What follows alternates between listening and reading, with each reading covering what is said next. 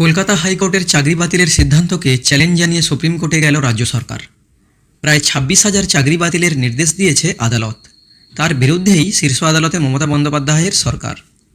হাইকোর্টের নির্দেশে চাকরিহারাদের কি নতুন করে পরীক্ষা দিতে হবে, নাকি পুরনো ওএমআর-এর পুনর্মূল্যায়ন করে যোগ্যদের চাকরি দেওয়া হবে? মামলাকারী এবং আইনজীবীদের মধ্যে পরস্পর বিরোধী ব্যাখ্যা ঘিরে তৈরি হয়েছে দ্বন্দ্ব। কমিশন কেন অযোগ্যদের বরখাস্ত করল না? এসএসসি ও রাজ্য সরকারের ভূমিকা নিয়ে প্রশ্ন চাকরিহারাদের একাংশেরও। সেই আবহেই শীর্ষ আদালতে রাজ্যের সরকার।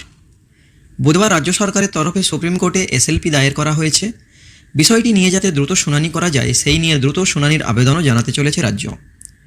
বৃহস্পতিবার প্রধান বিচারপতি DY চন্দ্রচূড় অথবা অন্য কোনো বেঞ্চে দ্রুত শুনানির আবেদন জানানো হতে পারে বলে খবর।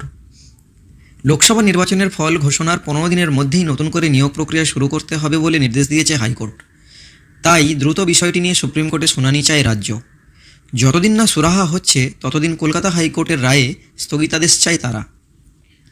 লোকসভা নির্বাচন চলাকালীনই সোমবার নিয়োগ দুর্নীতি মামলার রায় ঘোষণা করে কলকাতা হাইকোর্ট।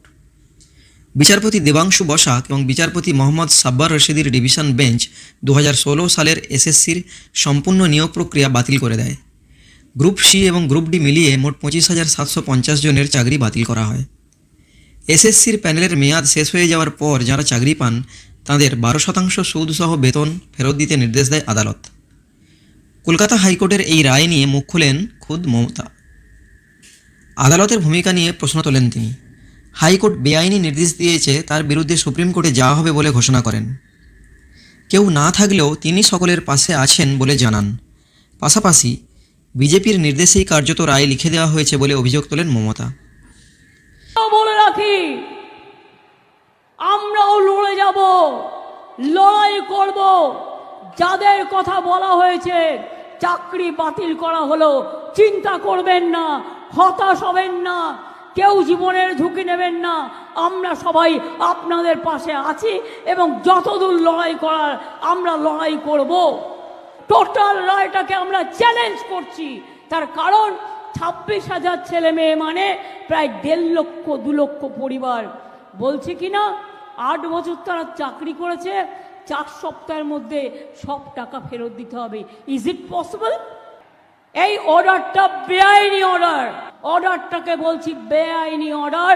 আমরা এটা নিয়ে উচ্চ আদালতে যাচ্ছি। চিন্তা করবেন না শিক্ষক শিক্ষিকারা এবং ছাত্রছাত্রীরা। যখন বিপদে পড়বেন আর কেউ না থাকলেও আমি আছি।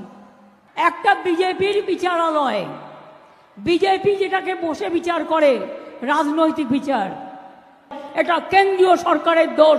তারা বিজেপির লোক দেখে দেখে এখানে বসিয়েছেন যাতে তারা বিজেপি পার্টি অফিস থেকে যা বলে দেয় সেই ড্রাফটটা তারা করে দেয়। কি করবেন? আমায় সাজা দেবেন? ডিফামেশন করবেন? আমি তৈরি। জেলে পাঠাবেন? আমি তৈরি। এক ধাক্কায় 26,000 শিক্ষক শিক্ষিকার চাকরি গেলে স্কুলগুলিতে পড়াবেন কারা, সেই প্রশ্ন তোলেন মমতা।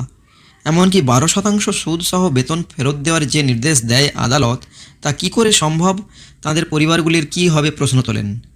যদিও রাজ্যের প্রধান বিরোধী দল বিজেপি গোটা পরিস্থিতির জন্য রাজ্য সরকারকেই দায়ী করেছে। রাজ্য সরকার অযোগ্যদের পাশে থাকায় যোগ্যদেরও চাকরি গেল বলে দাবি করেছে তারা।